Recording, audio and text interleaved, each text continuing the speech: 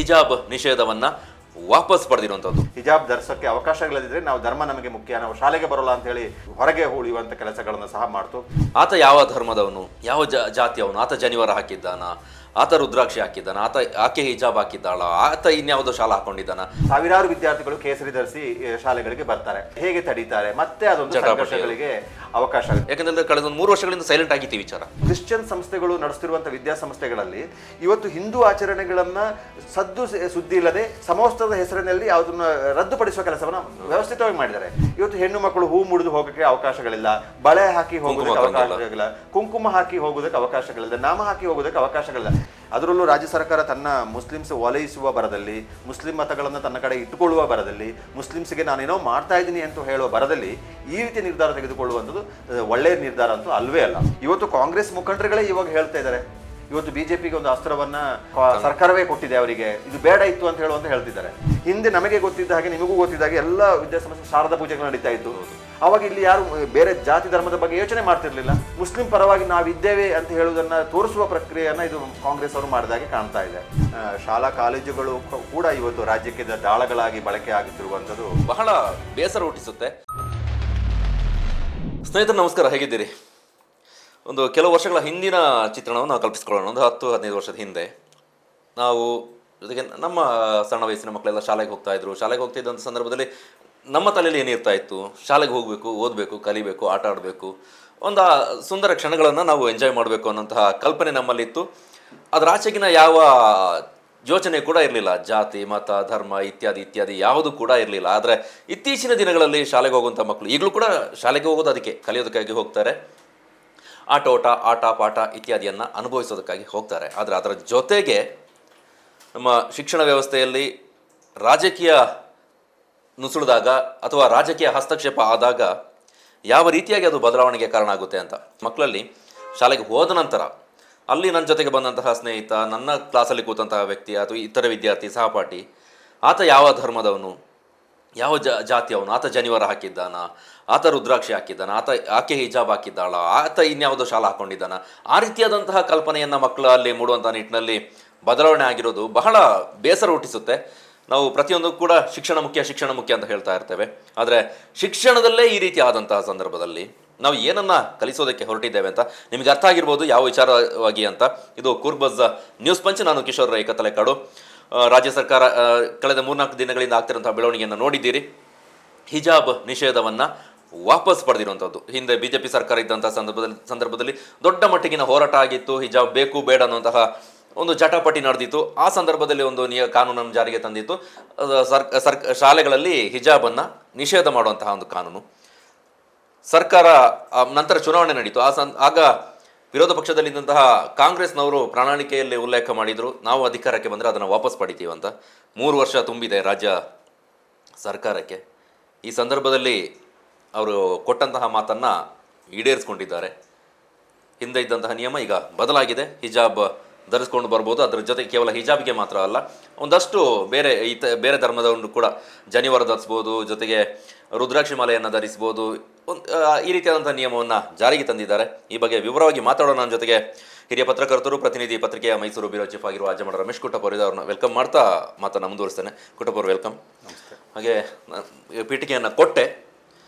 ನಮ್ಮ ಶಿಕ್ಷಣ ವ್ಯವಸ್ಥೆ ನಾವು ಅಂದರೆ ಪ್ರಜ್ಞಾವಂತರು ಕಲ್ಪನೆ ಮಾಡ್ಕೊಳ್ಳೋದೇ ಬೇರೆ ರೀತಿಯಾದ ಶಿಕ್ಷಣ. ಆದರೆ ರಾಜಕೀಯವಾಗಿ ಯೋಚನೆ ಮಾಡಿದಾಗ ಯಾವ ರೀತಿಯಂತಹ ಶಿಕ್ಷಣ ವ್ಯವಸ್ಥೆಯನ್ನು ನಾವು ಅಡಿಪಾಯ ಹಾಕಿ ಕೊಡ್ತಾ ಇದ್ದೇವೆ, ಏನು ಸಾಗ್ತಾ ಇದೆ ಅಂತ ಈ ವ್ಯವಸ್ಥೆ? ನೀವು ಹೇಳಿದ ಹಾಗೇನೆ ಈಗ ರಾಜ್ಯ ಸರ್ಕಾರ ಏನು ಸಮವಸ್ತ್ರಕ್ಕೆ ಸಂಬಂಧಪಟ್ಟ ಹಾಗೆ ಏನು ನಿರ್ಧಾರವನ್ನು ಪ್ರಕಟಿಸಿದೆ. 1ನೇ ತರಗತಿಯಿಂದ 10ನೇ ತರಗತಿಯವರೆಗಿನ ವಿದ್ಯಾರ್ಥಿಗಳು ಯಾವ ರೀತಿಯ ವಸ್ತ್ರಗಳನ್ನು ಧರಿಸಬೇಕು ಅಂತ ಹೇಳುವ ನಿಯಮಕ್ಕೆ ಹಿಂದಿನ ಸರ್ಕಾರದ ಆದೇಶವನ್ನು ರದ್ದುಪಡಿಸಿ ಹೊಸದಾಗಿ ಏನು ಆದೇಶ ಪಡಿಸಿದ್ದಾರೆ. ಅದರ ಬಗ್ಗೆ ಪರ ವಿರುದ್ಧದ ಚರ್ಚೆಗಳು ಎಲ್ಲೆಡೆ ನಡೀತಾ ಇದೆ. ಒಂದು, ಸಮವಸ್ತ್ರದ ಉದ್ದೇಶನೇ ಸಮಾನತೆ ಮತ್ತು ಏಕತೆಯನ್ನು ಕಾಪಾಡುವ ಉದ್ದೇಶಕ್ಕಾಗಿಯೇ ಸಮವಸ್ತ್ರವನ್ನು ಮಾಡಿರೋದು. ಒಬ್ಬ ಶಾಲೆಗೆ ಬರುವಂಥ ವಿದ್ಯಾರ್ಥಿಗೆ ಒಬ್ಬ ಬಡತನ ಇದ್ದರೆ ಅಥವಾ ಶ್ರೀಮಂತರು ಒಂದು ರೀತಿಯ ಉಡುಗೆ ತೊಡುಗೆಯನ್ನು ಧರಿಸಿ ಬರೋದು, ಅಥವಾ ಆರ್ಥಿಕವಾಗಿ ದುರ್ಬಲವಾಗಿರುವಂಥ ವರ್ಗದವರು ಅವರಿಗೆ ಒಂದು ಜೊತೆ ಬಟ್ಟೆ ತಗೊಳ್ಳೋಕ್ಕೆ ಕಷ್ಟ ಆಗಿರುತ್ತೆ, ಅಥವಾ ಶೂಸ್ ತಗೊಳ್ಳೋಕ್ಕಿರ್ತದೆ. ಅವೆಲ್ಲ ತಾರತಮ್ಯಗಳನ್ನ ಬದಿಗೋಡಿಸ್ಬೇಕು ಅಂತ ಹೇಳುವಂಥ ಒಂದು ಸದುದ್ದೇಶದಿಂದನೇ ಸಮವಸ್ತ್ರವನ್ನು ಜಾರಿಗೆ ತರಲಾಗಿದೆ. ಅಲ್ಲಿ ಬಂದಾಗ ಯಾರನ್ನೋ ವ್ಯತ್ಯಾಸವನ್ನು ವಿದ್ಯಾರ್ಥಿಗಳಲ್ಲಿ ಪರಸ್ಪರ ವ್ಯತ್ಯಾಸಗಳಲ್ಲಿ ಶ್ರೀಮಂತ ಬಡವ ಅಂತ ಹೇಳುವ ತಾರತಮ್ಯಗಳಲ್ಲಿ, ಧರ್ಮದ ಆಧಾರದಲ್ಲಿ ಆಗಲಿ, ಜಾತಿಯ ಆಧಾರದಾಗಲಿ ಯಾವ ಭಿನ್ನ ಅಭಿಪ್ರಾಯಗಳು ವಿದ್ಯಾರ್ಥಿ ಒಳಗೆ ಮೂಡಬಾರ್ದು ಅಂತ ಹೇಳುವಂಥದ್ದು. ನಾವೆಲ್ಲರೂ ಒಂದೇ ವಿದ್ಯಾಭ್ಯಾಸಕ್ಕೆ ನೀವು ಹೇಳಿದ ಹಾಗೆಯೇ ನೀವು ಹೇಳಿದಂಥ ಶಿಕ್ಷಣ ಒಂದು ಒಳ್ಳೆಯ ರೀತಿಯ ಶಿಕ್ಷಣದ ಉದ್ದೇಶಗಳು ಬರ್ತಾ ಇದೆ. ಆದರೆ ವಿಪರ್ಯಾಸ ಅಥವಾ ದುರದೃಷ್ಟ ಅಂತ ಹೇಳ್ಬೋದು, ಇವತ್ತು ಶಾಲಾ ಕಾಲೇಜುಗಳು ಕೂಡ ಇವತ್ತು ರಾಜ್ಯಕ್ಕೆ ದಾಳಗಳಾಗಿ ಬಳಕೆ ಆಗುತ್ತಿರುವಂಥದ್ದು ವಿಪರ್ಯಾಸ. ಕಳೆದ ಬಾರಿಯೇ BJP ಸರ್ಕಾರ ಇದ್ದಾಗ ಉಡುಪಿ ಶಾಸಕರಾಗಿದ್ದಂಥ ರಘುಪತಿ ಭಟ್ ಅವರು ಹಿಜಾಬ್ ಧರಿಸುವ ವಿಚಾರಕ್ಕೆ ಅವರು ಆಕ್ಷೇಪವನ್ನು ವ್ಯಕ್ತಪಡಿಸಿ ಅದೊಂದು ದೊಡ್ಡ ಮಟ್ಟದ ಚಳವಳಿಗೆ ನಾಂದಿ ಹಾಡ್ತು. ಆ ಸಂದರ್ಭದಲ್ಲಿ ಹಿಜಾಬ್ ಧರಿಸುವ ಪರ ವಿರೋಧಗಳ ಚರ್ಚೆಗಳು ನಡೀತಾ ಇತ್ತು. ಆ ಸಂದರ್ಭದಲ್ಲಿ ಹಿಜಾಬ್ ಧರಿಸೋದಾದರೆ ನಾವು ಕೇಸರಿ ಸಾಲು ಧರಿಸಿ ಬರ್ತೀವಿ ಅಂತ ಹೇಳಿ ಒಂದಷ್ಟು ವಿದ್ಯಾರ್ಥಿಗಳನ್ನು ಪ್ರಚೋದನೆ ಮಾಡಿ ವಿದ್ಯಾರ್ಥಿಗಳು ಸಹ ಹಿಂದುತ್ವವನ್ನು ಪ್ರತಿಪಾದಿಸುವಂಥ ಕೇಸರಿ ಸಾಲನ್ನು ಹಾಕಿ ಧರಿಸುವಂಥ ಕೆಲಸ ಬಂತು. ಆವಾಗ ಒಂದು ಸಮವಸ್ತ್ರವೇ ಧರ್ಮದಂಗಲನ್ನು ಕಾಲೇಜು ವಿದ್ಯಾಸಂಸ್ಥೆಗಳಲ್ಲಿ ಆವರಣಕ್ಕೆ ತಂದು ಬಂದರು. ಹಿಜಾಬ್ ಧರಿಸದಿದ್ದರೆ ನಾನು ಪರೀಕ್ಷೆಯೇ ಬರೆಯೋದಿಲ್ಲ ಅಂತೇಳಿ ಒಂದು ವಿದ್ಯಾರ್ಥಿ ತನ್ನ ಭವಿಷ್ಯವನ್ನೇ ಹಾಳು ಮಾಡಿಕೊಳ್ಳುವ ಹಂತಕ್ಕೆ ಹೋಯಿತು. ಒಂದಿಷ್ಟು ಮಧ್ಯೆ ವಿದ್ಯಾರ್ಥಿಗಳು ನಾವು ಶಾಲೆಗೆ ಬರೋದಿಲ್ಲ, ಹಿಜಾಬ್ ಧರಿಸೋಕ್ಕೆ ಅವಕಾಶಗಳಿದ್ದರೆ ನಾವು ಧರ್ಮ ನಮಗೆ ಮುಖ್ಯ, ನಾವು ಶಾಲೆಗೆ ಬರೋಲ್ಲ ಅಂಥೇಳಿ ಶಾಲೆಯನ್ನು ಹೊರಗೆ ಉಳಿಯುವಂಥ ಕೆಲಸಗಳನ್ನು ಸಹ ಮಾಡ್ತು. ಆ ನಂತರ ನೀವು ಹೇಳಿದಾಗಲೇ ಸರ್ಕಾರ ಹಿಜಾಬ್ ಧರಿಸುವಂಥ ಕಾಂಗ್ರೆಸ್ ಏನು ಭರವಸೆಯನ್ನು ನೀಡಿತು ಅದನ್ನು 3 ವರ್ಷದ ಬಳಿಕ ಈ ಕಾಲಘಟ್ಟದಲ್ಲಿ ಈಡೇರಿಸಿದೆ.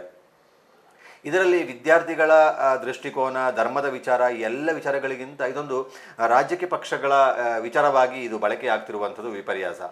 ಏನಿರಬೇಕು ಏನಿರಬಾರ್ದು ಅಂತೇಳಿ ಯಾರು ನಿರ್ಧಾರ ಮಾಡಬೇಕು ಅವರು ನಿರ್ಧಾರ ಮಾಡುವ ಬದಲು ಈ ಒಂದು ಸಮವಸ್ತ್ರ ವಿಚಾರ ಕೂಡ ಇವತ್ತು ರಾಜಕೀಯ ವಿಷಯಗಳಾಗಿ ಬಳಕೆ ಆಗ್ತಿರುವಂಥದ್ದು ಒಳ್ಳೆಯ ಬೆಳವಣಿಗೆಗಳು ಅಂತಲ್ಲ. ವಿದ್ಯಾರ್ಥಿಗಳ ಮನಸ್ಸುಗಳನ್ನು ಈಗ ಮುಂದಿನ ಶೈಕ್ಷಣಿಕ ವರ್ಷ ಪ್ರಾರಂಭವಾಗುವ ಸಂದರ್ಭದಲ್ಲೇ ಇದು ಮಾಡಿದಾಗ ಇನ್ನು ವಿದ್ಯಾರ್ಥಿಗಳ ಗಮನ ಆಚೆ ಕಡೆ ಹೋಗ್ತದೆ. ಸಹಜವಾಗಿ ನೀವು ಹಿಜಾಬ್ ಧರಿಸಿ ಬನ್ನಿ ಅಂತ ಹೇಳುವಾಗ ಸಹಜವಾಗಿ ಕೇಸರಿ ಧರಿಸಿ ಸಾವಿರಾರು ವಿದ್ಯಾರ್ಥಿಗಳು ಕೇಸರಿ ಧರಿಸಿ ಶಾಲೆಗಳಿಗೆ ಬರ್ತಾರೆ. ಅದನ್ನು ಹೇಗೆ ತೆಗಿತಾರೆ, ಹೇಗೆ ತಡೀತಾರೆ, ಮತ್ತೆ ಅದೊಂದು ಸಂಘರ್ಷಗಳಿಗೆ ಅವಕಾಶ ಆಗುತ್ತೆ. ಕೇವಲ ವಿದ್ಯಾರ್ಥಿಗಳು ಮಾತ್ರ ಬರೋಲ್ಲ, ಅವರು ಪಾಲಕರುಗಳು ಅದಕ್ಕೆ ಬೆಂಬಲವಾಗಿ ನಿಲ್ತಾರೆ, ಪರಿವಾರದ ಸಂಘಟನೆಗಳು ಅವರಿಗೆ ಬೆಂಬಲವಾಗಿ ನಿಲ್ತಾರೆ, ರಾಜಕೀಯ ಪಕ್ಷವಾಗಿ BJP ಅದನ್ನು ಬೆಂಬಲಿಸುವಾಗಿ ನಿಲ್ತದೆ. ಆವಾಗ ಏನಾಗುತ್ತೆ, ಸಹಜವಾಗಿ ರಾಜಕೀಯ ಪಕ್ಷಗಳ ಕಲಹಕ್ಕೆ ಆ ಒಂದು ವಿದ್ಯಾಸಂಸ್ಥೆಗಳು ವೇದಿಕೆಯಾಗುತ್ತೆ. ಇದು ತಾರ್ಕಿಕ ಅಂತ್ಯಕ್ಕೆ ಹೋಗುವಂಥ ಪ್ರಶ್ನೆ ಬರೋದಿಲ್ಲ, ಯಾಕೆಂದರೆ ಮತ್ತೆ ಇದು ವ್ಯಾಜ್ಯಗಳಾಗುತ್ತೆ. ಹಿಜಾಬ್ ವಿಚಾರಕ್ಕೆ ಸಂದರ್ಭದಲ್ಲೇ ಅದು ಏನು ನಿಷೇಧವನ್ನು ಮಾಡಿದರು, ಹಿಜಾಬ್ ಧರಿಸಬಾರ್ದು ಅಂತ ಮಾಡಿದ್ರು, ಆ ಸಂದರ್ಭದಲ್ಲಿ ಅದು ಸುಪ್ರೀಂ ಕೋರ್ಟ್ ಗಂಟೆ ಅದು ಹೋಗಿದೆ. ಆ ಪ್ರಕರಣದ ಬಗ್ಗೆ ನ್ಯಾಯಾಲಯ ಇನ್ನೂ ಸಹ ತೀರ್ಮಾನವನ್ನು ತೆಗೆದುಕೊಂಡಿಲ್ಲ. ತೀರ್ಮಾನ ತೆಗೆದುಕೊಳ್ಳುವ ಮುನ್ನವೇ ಇವತ್ತು ರಾಜ್ಯ ಸರ್ಕಾರ ಹಿಜಾಬ್ ಧರಿಸುವಂಥ ಅವಕಾಶ ಕೊಟ್ಟಿದೆ. ನೀವು ಹೇಳಿದ ಹಾಗೆಯೇ ಅದರೊಟ್ಟಿಗೆ ಪಂಚೆ ಧರಿಸ್ಬೋದು, ಪೇಟ ಧರಿಸ್ಬೋದು, ರುದ್ರಾಕ್ಷಿ ಮಾಲೆ ಧರಿಸ್ಬೋದು, ಜನಿವಾರ ಧರಿಸ್ಬೋದು ಅಂತ ಹೇಳುವಂತಹ ಆದೇಶವನ್ನು ಅದರೊಳಗೆ ಸೇರಿಸಿದೆ. ಇದನ್ನು ಕಾಂಗ್ರೆಸ್ ಸರ್ಕಾರದ ಸಚಿವರುಗಳಿರ್ಬೋದು, ಮುಖ್ಯಮಂತ್ರಿಗಳಿರ್ಬೋದು, ಇದನ್ನು ಪ್ರಬಲವಾಗಿ ಅವರು ಪ್ರತಿಪಾದಿಸುವ ಸಂದರ್ಭದಲ್ಲಿ ನಿಮಗೆ ಹಿಜಾಬ್ ಮಾತ್ರ ಕಾಣಿಸ್ತಾ ಇದೆ, ಹಿಜಾಬನ್ನು ವಿರೋಧಿಸ್ತಿರುವ ಅವ್ರನ್ನ ಪ್ರಶ್ನೆ ಕೇಳಿ ನೀವು ಹಿಜಾಬ್ ಮಾತ್ರ ಕಾಣ್ತಾ ಇದೆ, ನಿಮಗೆ ಮುಸ್ಲಿಮರು ಮಾತ್ರ ಕಾಣ್ತಾ ಇದೆ, ಜನಿವಾರ ಯಾಕೆ ಕಾಣ್ತಿಲ್ಲ, ಪೇಟ ಯಾಕೆ ಕಾಣ್ತಿಲ್ಲ, ರುದ್ರಾಕ್ಷಿ ಯಾಕೆ ಕಾಣ್ತಿಲ್ಲ, ಪಂಚೆ ಯಾಕೆ ಕಾಣ್ತಿಲ್ಲ ಅಂತ ಹೇಳುವ ಪ್ರಶ್ನೆಗಳನ್ನು ಕೇಳ್ತಿದ್ದಾರೆ. ಸಹಜವಾಗಿ ನಾನು ನೋಡ್ತಾ ಇದ್ದೆ, ಮುಖ್ಯಮಂತ್ರಿಯನ್ನ ಕೇಸರಿ ಸಾಲು ಧರಿಸಿ ಬರ್ತಾರೆ, ಇದರ ಬಗ್ಗೆ ನಿಮ್ಮ ಅಭಿಪ್ರಾಯವನ್ನು ಹೇಳುವಾಗ ಮುಖ್ಯಮಂತ್ರಿ ಸ್ಪಷ್ಟವಾಗಿ ಹೇಳಿದ್ದಾರೆ. ಅದರಲ್ಲಿ ಏನಂತ ಹೇಳಿದ್ರೆ ಧಾರ್ಮಿಕ ಆಚರಣೆಗಳಲ್ಲಿ ಏನೆಲ್ಲ ಇದೆ ಅದಕ್ಕೆಲ್ಲದಕ್ಕೂ ಅವಕಾಶಗಳಿದೆ. ಪೇಟ ಅಂತ ಹೇಳಿದ್ರೆ ಹಿಂದೆ ಧಾರ್ಮಿಕವಾಗಿ ಈಗ ಸಿಖ್ ಸಮುದಾಯದವರು ಏನು ಪೇಟ ಧರಿಸ್ತಾರೆ ಅದು ಧರಿಸ್ತಾರೆ, ಹಾಗೆ ಸಿಖ್ಖರಲ್ಲದವರು ಆ ಪೇಟ ಧರಿಸ್ಕೊಂಡು ಬರೋದ್ರಲ್ಲಿ ಅರ್ಥ ಇರೋಲ್ಲ. ಅವರು ಅದನ್ನು ಸ್ಪಷ್ಟವಾಗಿ ಹೇಳಿದ್ದಾರೆ. ಧಾರ್ಮಿಕವಾಗಿ ಆಚರಣೆಯಲ್ಲಿ ಇರುವಂಥ ಉಡುಗೆ ತೊಡುಗೆಗಳು ಏನಿದೆ ಅದಕ್ಕೆ ಅವಕಾಶವನ್ನು ಕೊಡ್ತೀವಿ, ಹೊಸ ಆಚರಣೆಗಳಿಗೆ ಅವಕಾಶ ಕೊಡೋದಿಲ್ಲ ಅಂತ ಹೇಳೋದನ್ನು ಹೇಳಿದರೆ, ಇಲ್ಲಿ ಮುಖ್ಯವಾಗಿ ಕೇಸರಿ ವರ್ಸಸ್ ಹಿಜಾಬ್ ಅಂತ ಹೇಳೋದನ್ನು ಮಾಧ್ಯಮಗಳು, ಪಕ್ಷಗಳು, ಸಂಘಟನೆಗಳು ಅದನ್ನು ಮುಂಚೂಣಿಗೆ ತರುವ ಕೆಲಸವನ್ನು ಅಥವಾ ಅದು ಜೀವಂತವಾಗಿ ಹೈಲೈಟ್ ಆಗುವ ವಿಚಾರವಾಗಿ ಅದನ್ನು ಬಳಸ್ತಾ ಇರುವುದನ್ನು ನಾವು ಕಾಣ್ತಾ ಇರ್ಬೋದು. ನೀವು ಹೇಳಿದಾಗಲೇ ಹೇಳಿದ್ರಲ್ಲ, ಈ ಮಕ್ಕಳನ್ನ ಸಮವಸ್ತ್ರ ವ್ಯವಸ್ಥೆ ಮಾಡಿರುವಂಥದ್ದು ಒಂದು, ಅದೇ ಅವರ ಸ್ಥಿತಿಗತಿಯನ್ನು ಅಲ್ಲಿ ಶಾಲೆಗೆ ಬಂದಂಥ ಸಂದರ್ಭದಲ್ಲಿ ಅದು ಕಾಣ್ಬಾರ್ದು, ಏಕಸಾಮ್ಯತೆ ಇರಬೇಕು, ಎಲ್ಲರೂ ಕೂಡ ಕಾಣಬೇಕು ಅಂತ. ಇವಾಗ ನಾವು ಕೂಡ ಶಾಲೆಗೆ ಹೋದಂಥ ಸಂದರ್ಭದಲ್ಲಿ ಅದೇ ರೀತಿ ಇದ್ದು ಒಂದು ಜೊತೆ ಹೊಸ ಬಟ್ಟೆ ತೆಗೆದುಕೊಳ್ಬೇಕು ಅಂತ ಹೇಳಿದ್ರೆ ನಾವು ಯಾವುದೋ ಬರ್ತ್ಡೇ ಕಾಯಬೇಕು, ಇಲ್ಲಾಂದರೆ ಯಾವುದೋ ಹಬ್ಬಕ್ಕೆ ಬರಬೇಕಾಗಿತ್ತು, ಇಲ್ಲ ಶಾಲೆಗೆ ಹೋಗ್ಲಿಕ್ಕಾಗಿ ಬಟ್ಟೆ. ಈಗ ಪರಿಸ್ಥಿತಿ ಬದಲಾಗಿದೆ, ಆದರೆ ಈಗಲೂ ಕೂಡ ತೀರಾ ಕಡು ಬಡತನದಲ್ಲಿರುವಂಥ ಕುಟುಂಬಗಳು ಅನೇಕ ಇದ್ದಾವೆ. ಸಮವಸ್ತ್ರಕ್ಕಾಗಿ ಅವಲಂಬನೆ ಮಾಡಿಕೊಂಡು ಪ್ರತಿನಿತ್ಯ ಅಂದರೆ ಹೊಸ ಬಟ್ಟೆಯನ್ನು ಕೊಟ್ಟು ಕಳಿಸ್ಲಿಕ್ಕೆ ಆಗೋದಿಲ್ಲ. ಆ ವ್ಯವಸ್ಥೆ ಇದ್ದಂಥ ಸಂದರ್ಭದಲ್ಲಿ ಇವನ್ ಮುಸ್ಲಿಂ ಸಮುದಾಯದಲ್ಲೂ ಕೂಡ ಅನೇಕರಿದ್ದಾರೆ. ಈ ಪ್ರತಿಷ್ಠೆಗಾಗಿ ಮನಸ್ಥಿತಿಯನ್ನು ಕೆದಕುವಂಥ ಪ್ರಯತ್ನ ಅಂತ ಆಗೋದಿಲ್ವ? ಯಾಕಂದರೆ ಕಳೆದ 3 ವರ್ಷಗಳಿಂದ ಸೈಲೆಂಟ್ ಆಗಿತ್ತು ವಿಚಾರ. ಹೌದು, ಅದನ್ನು ನಾನು ಹೇಳಕ್ಕೆ ಹೊರಟಿದ್ದೇನೆ ಅಂತ ಹೇಳಿದ್ರೆ, ಕಾಂಗ್ರೆಸ್ ಈ ಸಂದರ್ಭದಲ್ಲಿ ಯಾಕೆ ಮಾಡ್ತು ಅಂತ ಹೇಳಿದ್ರೆ 2 ಅಂಶ. ಅವ್ರು ಏನು ಹೇಳ್ತಿದ್ದಾರೆ ಅಂತ ಹೇಳಿದ್ರೆ, ಈ ಕೆಲವು ತಿಂಗಳ ಹಿಂದೆ ನಡೆದ ಪರೀಕ್ಷೆ ಸಂದರ್ಭದಲ್ಲಿ ಜನಿವಾರ ಧರಿಸಿ ಬಂದಂಥ ವಿದ್ಯಾರ್ಥಿಗಳಿಗೆ ಪರೀಕ್ಷಾ ಹಾಲುಗಳಿಗೆ ಜನಿವಾರ ಧರಿಸಿದ ಕಾರಣಕ್ಕಾಗಿ ಅವಕಾಶ ಕೊಡಲಿಲ್ಲ. ಅದು ದೊಡ್ಡ ಮಟ್ಟದ ವ್ಯಾಪಕವಾದಂಥ ಚರ್ಚೆಗೆ ಒಳಗಾಯಿತು. ಅವರ ಧರ್ಮದ ಆಚರಣೆ, ಬ್ರಾಹ್ಮಣ ಸಮುದಾಯದ ಆಚರಣೆಗೆ ವ್ಯತಿರಿಕ್ತವಾಗಿ ಅದನ್ನು ಜನಿವಾರ ಬಿಚ್ಚಿ ಬರಬೇಕು ಪರೀಕ್ಷೆಗೆ ಅಂತ ಹೇಳಿದ್ರು. ಅದನ್ನು ಹೇಳಿದವರ ಮೇಲೆ ಕ್ರಮ ತೆಗೆದುಕೊಳ್ಳುವ ಕೆಲಸವನ್ನು ಸಹ ಸರ್ಕಾರ ಮಾಡಿತು.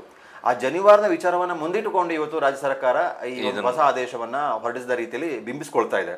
ನನಗೆ ಅನಿಸುವಂಥದ್ದು ಮುಖ್ಯವಾಗಿ ಈ ದಾವಣಗೆರೆ ಉಪಚುನಾವಣೆಯಲ್ಲಿ ಏನು ವಿಚಾರ ನಡೀತು, ಆ ನಂತರ ನಡೆದಂಥ ರಾಜಕೀಯ ವಿದ್ಯಮಾನಗಳು ಕಾಂಗ್ರೆಸ್ಸಿಗೆ ಈ ಒಂದು ನಿರ್ಧಾರ ಅನಿವಾರ್ಯ ಆಗಿತ್ತು ಅಂತ ಹೇಳೋಂಗಾಗುತ್ತೆ. ಜನರ ಇಲ್ಲಿ ನನಗೂ ಸಾಕಷ್ಟು ಬಾರಿ ನಾನು ಯೋಚನೆ ಮಾಡುವಾಗ, ರಾಜ್ಯಕ್ಕೆ ಇವತ್ತು ಅಭಿವೃದ್ಧಿ ಪರವಾಗಿ ಜನಪರವಾದ ಕೆಲಸಗಳ ಆಧಾರದಲ್ಲಿ ಇವತ್ತು ರಾಜ್ಯಕ್ಕೆ ಅದು ಆ ವಿಚಾರ ಸತ್ತು ಎಷ್ಟೋ ವರ್ಷಗಳಾಗೋಗಿದೆ. ಇವತ್ತು ಧರ್ಮದ ವಿಚಾರದಲ್ಲಿ, ಜಾತಿಯ ವಿಚಾರದಲ್ಲಿ, ಭಾವನಾತ್ಮಕ ವಿಚಾರದಲ್ಲಿ ಹೆಚ್ಚು ಪ್ರಾಮುಖ್ಯತೆಯನ್ನು ಕೊಡ್ತಾ ಇದ್ದಾರೆ. ಇವತ್ತು ಮತದಾರರು ಸಹ ಅಂಥ ವಿಚಾರಕ್ಕೆ ಹೆಚ್ಚು ರಿಯಾಕ್ಟ್ ಮಾಡ್ತಾರೆ. ನೀವು ಜಾತಿಯ ವಿಚಾರ ಎತ್ತಿದ್ರೆ ಅದು ದೊಡ್ಡ ಚರ್ಚೆಗಳಾಗುತ್ತೆ. ಧರ್ಮದ ವಿಚಾರ ಬಂದಾಗ ಅದು ಹೆಚ್ಚಿನ ಆದ್ಯತೆಗಳಾಗುತ್ತೆ. ನಿಮ್ಮ ಬಡತನ, ನಿಮ್ಮ ಸಮಸ್ಯೆಗಳು, ನಿಮ್ಮ ಕುಂದುಕೊರತೆಗಳು, ಮೂಲ ಸೌಕರ್ಯಗಳ ಸಮಸ್ಯೆಗಳು, ಅದು ಆದ್ಯತೆ ವಿಚಾರಗಳಾಗ್ತದೆ. ಅದು ಡ್ರೈ ವಿಚಾರ ಅನಿಸ್ತಾ ಇದೆ, ಒಣ ವಿಚಾರ. ಅದು ಏನು ಆಕರ್ಷಕ ಸಬ್ಜೆಕ್ಟ್ ಅಲ್ಲ. ಭಾವನಾತ್ಮಕವಾಗಿ ನಿಮಗೆ ಆ ಸಬ್ಜೆಕ್ಟ್ಗಳು ಹಸಿವಿದ್ರೂ ನಿಮಗೆ ಸಮಸ್ಯೆ ಅನಿಸೋದಿಲ್ಲ. ಇದು ಹೆಚ್ಚು ಜನರಿಗೆ ಅಟ್ಯಾಚ್ ಆಗ್ತಾ ಇದೆ. ಇವತ್ತು ಯಾಕೆ ಆಗಬಾರ್ದು, ನಾನು ಯಾಕೆ ಕೇಸರಿ ಹಾಕಬಾರ್ದು, ಅದು ಹಿಜಾಬನ್ನು ಯಾಕೆ ಹಾಕಬಾರ್ದು ಅಂತ ಹೇಳುವ ಸವಾಲುಗಳನ್ನು ತೆಗೆದುಕೊಳ್ಳುವಂಥ ಕಾಲಘಟ್ಟದಲ್ಲಿ ಕಾಣ್ತಾ ಇದ್ವಿ. ದಾವಣಗೆರೆಯಲ್ಲಿ ಹಿರಿಯ ರಾಜಕಾರಣಿಯಾದಂಥ ಶ್ಯಾಮನೂರು ಶಿವಶಂಕರಪ್ಪ ಅವರು ಮತಪಟ್ಟ ನಂತರ ಅಲ್ಲಿ ಆ ಕ್ಷೇತ್ರಕ್ಕೆ ಮರುಚುನಾವಣೆ ಘೋಷಣೆಯಾದ ಸಂದರ್ಭದಲ್ಲಿ ಅವರ ಮೊಮ್ಮಗರಾದಂಥ ಸಮರ್ಥ ಮಲ್ಲಿಕಾರ್ಜುನ್ ಅವರು ಕಾಂಗ್ರೆಸ್ ಅಭ್ಯರ್ಥಿ ಆಗುವ ಸಂದರ್ಭದಲ್ಲಿ ಅವರು ತುಂಬ ಸಣ್ಣ ಪ್ರಾಯದಲ್ಲಿದ್ದಾರೆ. ಅಲ್ಲಿದ್ದ ಮುಸ್ಲಿಂ ಮುಖಂಡರು ದೊಡ್ಡ ಮಟ್ಟದಲ್ಲಿ ನಮಗೆ ಮುಸ್ಲಿಂ ಸಮುದಾಯಕ್ಕೆ ಅವಕಾಶ ಕೊಡಬೇಕು ಅಂತ ಹೇಳುವುದನ್ನು ಧ್ವನಿ ಎತ್ತಿದರು.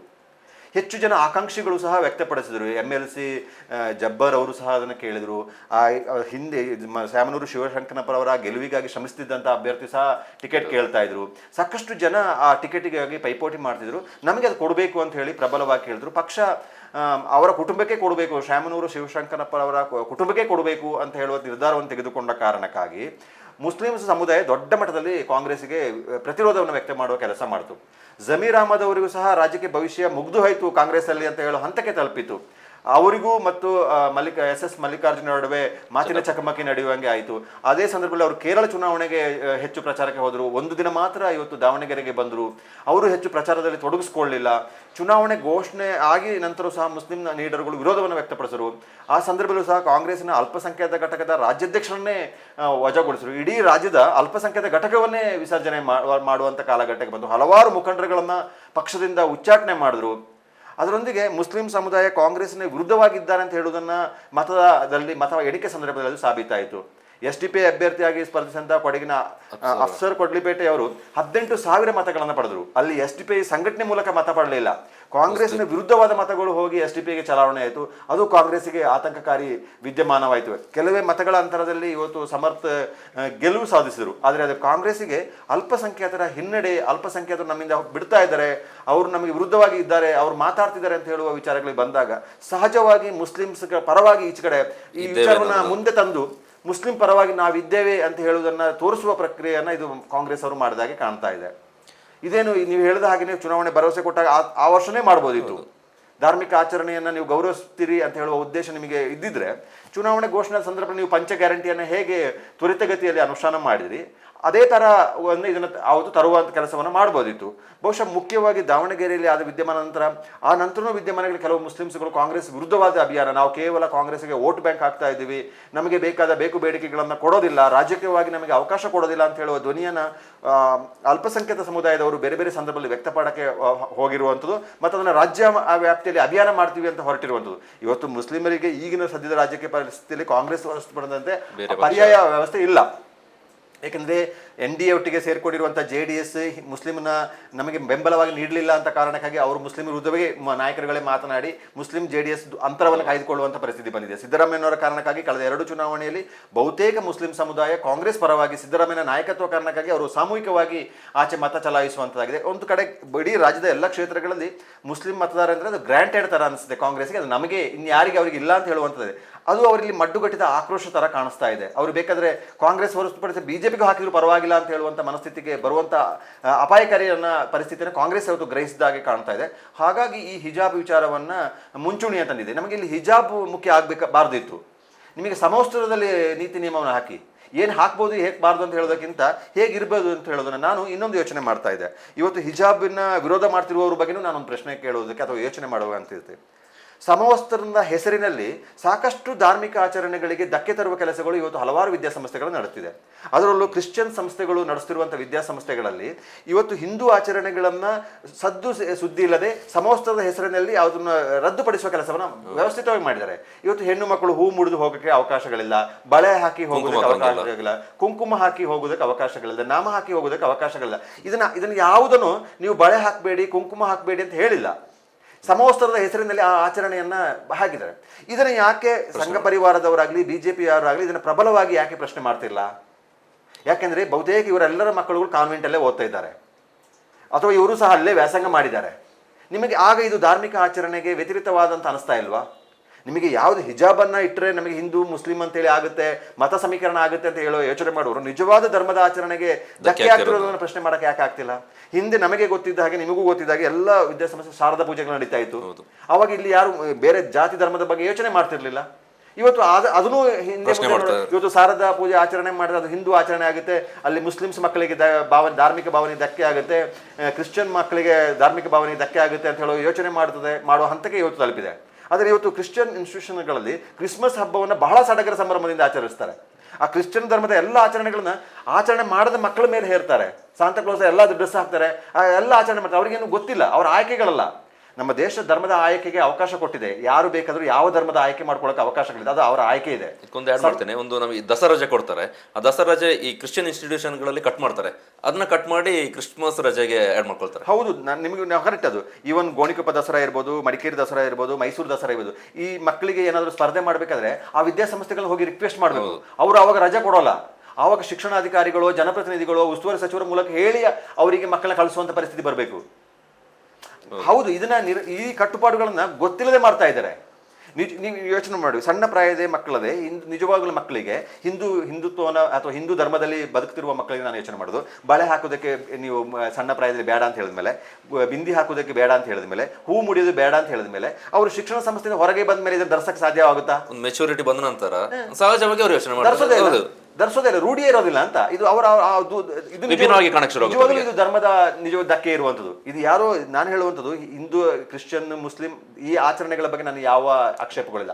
ಅವರೆಲ್ಲರೂ ಆಚರಣೆ ಇರಬೇಕು ಅಂತ ಬಯಸುವಂಥವ್ರು, ನಾನು ಎಲ್ಲ ಆಚರಣೆಗಳು ಇರಬೇಕು ಅಂತ ಬಯಸುವನು. ಆದರೆ ಇಲ್ಲಿ ಬಲವಂತವಾಗಿ ಶಿಕ್ಷಣದ ಹೆಸರಿನಲ್ಲಿ, ಸಮವಸ್ತ್ರದ ಹೆಸರಿನಲ್ಲಿ, ನಮ್ಮ ನೀತಿ ನಿಯಮದ ಕಟ್ಟುಪಾಡಿನ ಹೆಸರಿನಲ್ಲಿ ಗೊತ್ತಿಲ್ಲದೆ ಎಷ್ಟೋ ವರ್ಷಗಳಿಂದ ಇದನ್ನ ಪಾಲನೆ ಮಾಡ್ತಾರೆ. ಎಲ್ಲೋ ಅಲ್ಲೊಂದು ಇಲ್ಲೊಂದು ಅಪಸ್ವರಗಳು ಕೆಲವು ವಿದ್ಯಾರ್ಥಿಗಳಿಗೆ ಧಕ್ಕೆಯಾದಾಗ, ಕೆಲವು ಪಾಲಕರಿಗೆ ಕೊರತೆ ಆದಾಗ ಈ ವಿಚಾರವನ್ನು ಎತ್ತಿದ್ದನ್ನು ನಾನು ನೋಡಿದ್ದೀನಿ.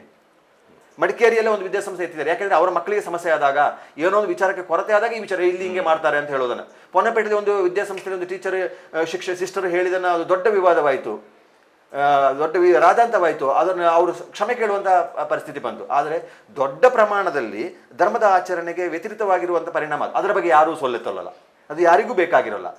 ಇಲ್ಲಿ ಇವತ್ತು ಈಗ ಹಿಜಾಬನ್ನು ಮತ್ತೆ ಎತ್ಕೊಂಡು ಕಾಂಗ್ರೆಸ್ ತನ್ನ ಭವಿಷ್ಯವನ್ನು ಅಲ್ಪಸಂಖ್ಯಾತ ಮುಸ್ಲಿಂ ಸಮುದಾಯದ ಮತಗಳನ್ನು ತಮ್ಮ ಕಡೆ ಕ್ರೋಢೀಕರಣ ಮಾಡೋಕ್ಕಾಗಿ ಬಿಜೆಪಿಗೆ ಎಟ್ ಎ ಟೈಮ್ ಬಿಜೆಪಿಗೆ ಒಂದು ರಾಜಕೀಯ ಮಾಡೋದಕ್ಕೆ ಒಂದು ಅಸ್ತ್ರವನ್ನು ಕೊಟ್ಟಿದ್ದಾರೆ. ಇವತ್ತು ನಾಳೆ ವಿದ್ಯಾಸಂಸ್ಥೆಗಳು ಪ್ರಾರಂಭ ಆದಾಗ ಸಾವಿರಾರು ವಿದ್ಯಾರ್ಥಿಗಳು ಕೇಸರಿ ಸಾಲು ಧರಿಸಿ ಬಂದೇ ಬರ್ತಾರೆ. ಏನು ನಿರ್ಧಾರ ತೆಗೆದುಕೊಳ್ಳೋಕೆ ಸಾಧ್ಯ ಆಗುತ್ತಾ? ಮಕ್ಕಳ ಮೇಲೆ ನೀವು ಏನು ಕ್ರಮ ತೆಗೆದುಕೊಳ್ಳೋಕೆ ಸಾಧ್ಯ ಆಗುತ್ತೆ? ಮಕ್ಕಳಿಗೆ ಹೊಡೆಯೋಕ್ಕಾಗುತ್ತಾ? ಬಡಿಯೋಕ್ಕಾಗುತ್ತಾ? ಒಬ್ಬ ಹೊಡೆದ್ರೆ ಮತ್ತಷ್ಟು ಅದು ವ್ಯಾಪಿಸುತ್ತೆ. ಸರ್ಕಾರಕ್ಕೆ ಇದು ನಿಜವಾಗ್ಲೂ ಬೇಕಾಗಿತ್ತಿಲ್ಲ, ಬೇಕಾದಂಥ ತೀರ್ಮಾನ ಅಲ್ಲ. ಅಥವಾ ನಿಮಗೆ ಮಾಡಬೇಕು ಅಂತ ಹೇಳಿದ್ರೆ ಎಲ್ಲ ಕಡೆ ಚರ್ಚೆ ಮಾಡಿ ಒಂದು ವಿಚಾರವನ್ನು ಚರ್ಚೆಗೆ ಬಿಟ್ಟು ಆನಂತರ ಒಂದು ಆದೇಶ ಕೊಡುವಂಥ ಕೆಲಸಗಳನ್ನು ಮಾಡ್ಬೋದಿತ್ತು. ಇವತ್ತು ಜನಿವಾರನೇ ಯಾರೋ ಬಹುತೇಕ ನನಗನ್ಸೋದು ಈ ರಾಜಕೀಯ ವ್ಯವಸ್ಥೆಗಳಿಗೆ ಈ ಗುರುಗಳು ಅವರು ಸಹ ಬಲಿಯಾಗ್ತಾ ಇದ್ದಾರೆ.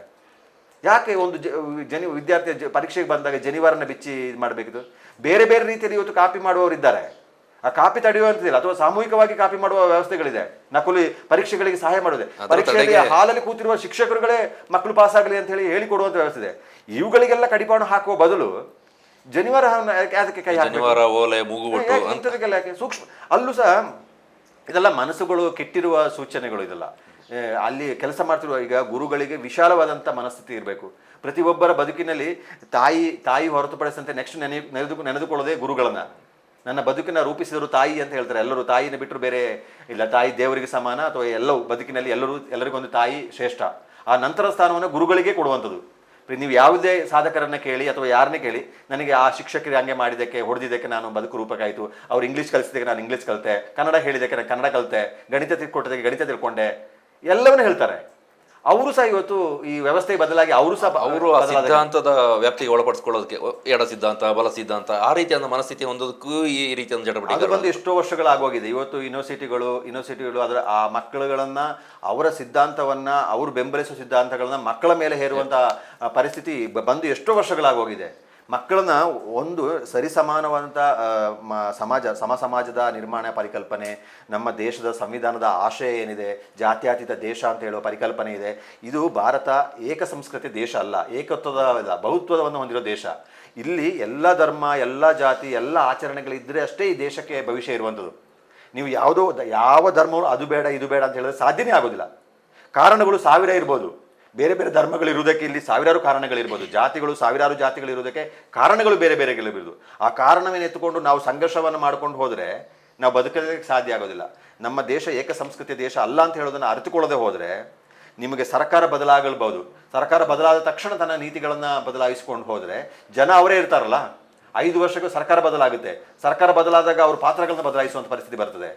ಅದರ ಮನಸ್ಥಿತಿಗಳು ಬದಲಾಗ್ತಾ ಹೋಗ್ತದೆ, ಮನಸ್ಸು ಕೆಡುತ್ತದೆ. ಇದು ಒಳ್ಳೆಯ ವಾತಾವರಣ ಅಂತೂ ಅಲ್ವೇ ಅಲ್ಲ. ಅದರಲ್ಲೂ ರಾಜ್ಯ ಸರ್ಕಾರ ತನ್ನ ಮುಸ್ಲಿಮ್ಸ್ ಓಲೈಸುವ ಬರದಲ್ಲಿ, ಮುಸ್ಲಿಂ ಮತಗಳನ್ನು ತನ್ನ ಕಡೆ ಇಟ್ಟುಕೊಳ್ಳುವ ಬರದಲ್ಲಿ, ಮುಸ್ಲಿಮ್ಸ್ಗೆ ನಾನೇನೋ ಮಾಡ್ತಾ ಇದ್ದೀನಿ ಅಂತ ಹೇಳುವ ಬರದಲ್ಲಿ ಈ ರೀತಿ ನಿರ್ಧಾರ ತೆಗೆದುಕೊಳ್ಳುವಂಥದ್ದು ಒಳ್ಳೆಯ ನಿರ್ಧಾರ ಅಂತೂ ಅಲ್ವೇ ಅಲ್ಲ, ಸಮರ್ಥವಾದಂಥ ನಿರ್ಧಾರವೂ ಅಲ್ಲ.